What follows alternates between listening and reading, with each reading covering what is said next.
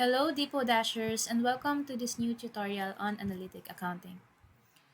Udo's Analytic Accounting empowers business to monitor and analyze their cash flow by individual projects or departments, providing an in-depth comprehension of spending and revenues.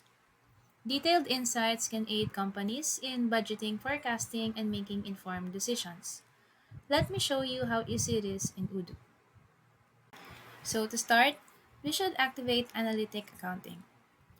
Let's go and dive into the configuration and the settings of accounting and search for the analytic settings. So, select the analytic accounting and click save. You will see now that in the configuration menu, you have several new options that are activated. So, you have the distribution models. So, we're going to discuss them at the end and the analytic accounts. But we're going to start with the plans because you can have different plans, different dimensions with different analytic accounts in order to follow up on analytic accounting. So let's start with the analytic plans. We're going to create one by clicking on the new button. I want to follow up on analytic accounting in two dimensions. So let's say the first one is about the region, on different regions in the world, and the other one is maybe about the departments. So first of all, we're going to create one for region. So what can we see over here? First of all, the parent, which links your plan to another analytic plan to build a hierarchy between your plans. Then we have the default applicability, so basically it's on all the plan and we can dive later into more specific configuration. And we have the option to hide it to make it unavailable so that basically we will not be able to fill it in. We can also make it optional so that we can choose to fill in or not, but we will not be blocked while creating the entry. Or we can make it mandatory so that every time we create an accounting entry, it is mandatory. Let's go for optional in a general way because in the detailed lines over here, I can dive in more specific. So for example, I can say in general, the region is optional, but for example, for my vendor bills, I want it to be completely mandatory so that if I create a sales invoice, it's optional. If I create a vendor bill, it's mandatory. And then I can even dive even further and say it's only mandatory. So for example, some financials account, a revenue account that starts with a prefix or for specific product categories, but it's maybe already a little bit too advanced. Let's just go for optional and make it mandatory for the vendors.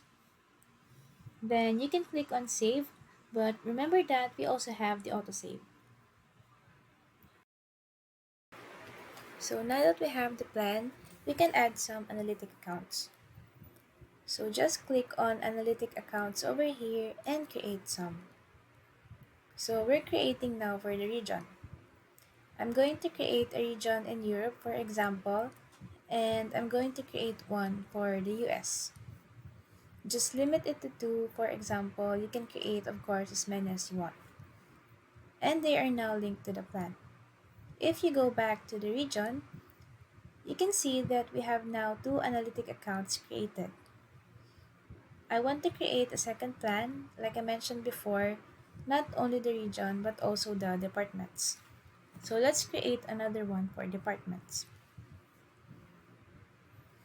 Also this one, I'm going to leave it completely optional and let's create three departments as well. So for example, finance, marketing, and sales. And that's it. Your setup is done. We have the plans with different analytic accounts. So let's dive back to the vendor bill dashboard and create a vendor bill now. Let's click on create manually and just create one ourselves, Depot Dash. So just select the supplier and create the add a line. You can see that the analytic accounting is part 1 of the columns on your invoice lines. If you don't see the column, don't worry, it might be hidden because you as a user have the possibility to define your preferences. If you want those columns to be visible or not, You can define it over here.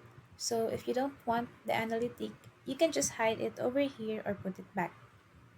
So first line is, for example, per service. Now, from the moment that you click on the analytic column, you will see which ones are mandatory and which ones are optional. Remember, for the region, we made it mandatory for vendor bills so you can see that it's red. We need to fill it in, so click on the add a line button, and if we click over here, we can see the different values, the different analytic accounts that are available. So let's select Europe, for example. I can have 100 distribution, or I can define a distribution percentage.